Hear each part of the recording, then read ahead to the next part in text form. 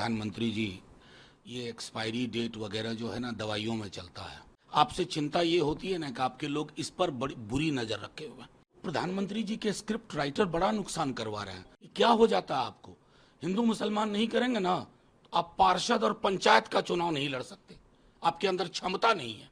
प्रधानमंत्री जी की पार्टी 200 पे स्ट्रगल करेगी मैक्सिमम। प्रधानमंत्री जी, ये एक्सपायरी डेट वगैरह जो है ना दवाइयों में चलता है, ये लोकतंत्र में नहीं चलता है। इस तरह की शब्दावली का इस्तेमाल ना करें, पक्ष या विपक्ष कोई भी हो।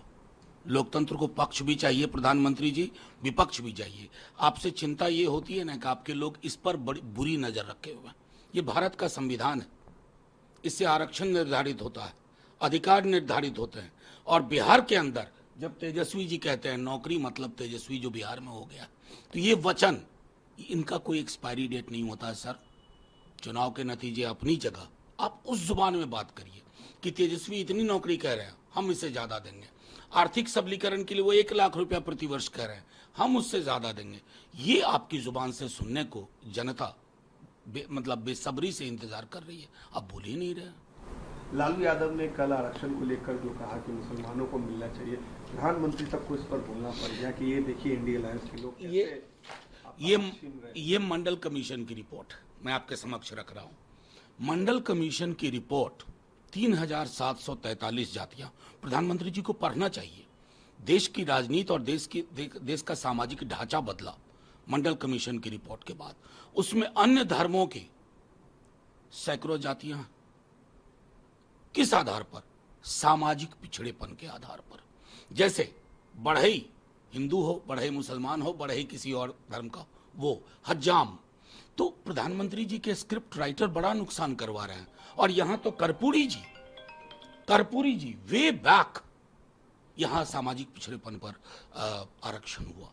आप तो उस पूरे मॉडल को ध्वस्त करके बंच ऑफ थॉट वाली नीति पे काम कर रहे हैं प्रधानमंत्री जी। ये क्या हो जाता है आपको? हिंदू मुसलमान नहीं करेंगे ना तो आप पार्षद और पंचायत का चुनाव नहीं लड़ सकते। आपके अंदर क्षमता नहीं है। देश के नेता हैं साहब, आपकी ये जुबान होनी चाहिए। लेकिन लालू परिवार पर सीधा बोल रहे हैं, अटैक कर रहे हैं पीएम, क्या लग रहा है आप लोग? डर वहीं से है ना। डर किससे है बिहार में? हमारे राष्ट्रीय अध्यक्ष तेजस्वी जी से। अरे अटैक करना हो तो तेजस्वी जी के नौकरी मॉडल पे अटैक करो, को हम इससे बेहतर करेंगे। आप कहो कि अग्निवीर की वो बात कर रहे हैं, हम भी कर देंगे। रेगुलर भर्ती, रेलवे की भर्तियां बहाल करेंगे। महिलाओं को जब वो कहते हैं कि रक्षाबंधन के दिन 1 लाख रुपया प्रतिवर्ष गरीब गुरबा महिलाओं को मिलेगा, तो अटैक इन मुद्दों पे करो ना। आप उन मुद्दों पे कर रहे हो जो बेमानी है, जनता को टच भी नहीं कर रही है, छू नहीं रही है।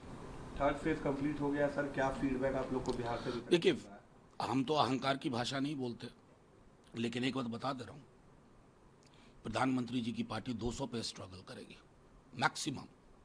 मेरी इच्छा थी 125 150 बोलूं, लेकिन मैं उनकी तरह अहंकार उनके लोगों की तरह नहीं बोलूंगा। जबरदस्त फीडबैक है 5 सीट से, और वो फीडबैक अगर मैं उसको अंक में बता दूं तो इनके लिए बड़ी मुश्किल है। बिहार में क्या रहेगा आकलन आपका?